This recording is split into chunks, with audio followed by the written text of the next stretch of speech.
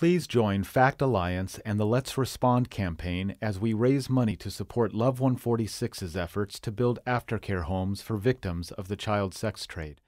Watch this and you'll learn just how important this work is.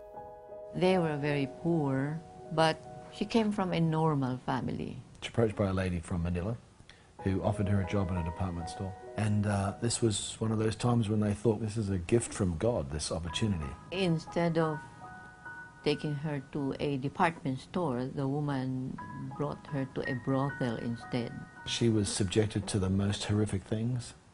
She has very good English and she's very attractive, and this made her extremely popular, which worked tremendously against her. Her family went looking for her because they did not hear anything about her. Her brother and her father had tried to get her out of the brothel when they found out where she was. Yung pamilya ko nadamay, yung ganun da. And they turned up at the brothel, announced who they were and that they'd come to get her back, and they just were blocked out of the brothel, which was absolutely devastating.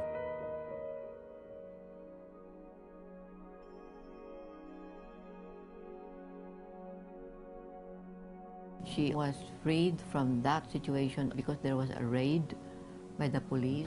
When she first arrived, she was withdrawn and she was crying all the time. But little by little, she opened up and participated in the activities of the safe home.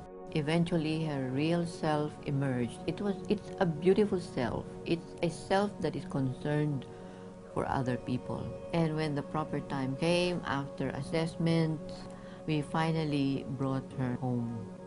I'm fully recovered of everything. The day that she was reunited, I wasn't there, but I've heard the story, that her blind mother just hung on to her and just wouldn't let her go, just said, "My baby, my baby, my baby."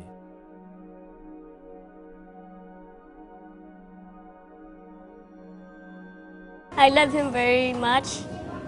Yung gagawin niya po kung ano po yung kaya niyang gawin tayo. Of everything they'd been through and the fact that they'd had this daughter torn away, and they finally had her back. She had had this real smile, not a fake smile that she'd had to give men for years.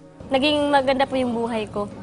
The fact that she was free and she had started this new life, it was an utterly touching moment. And she went over to her mother, put her arms around her mum, and just started to sob.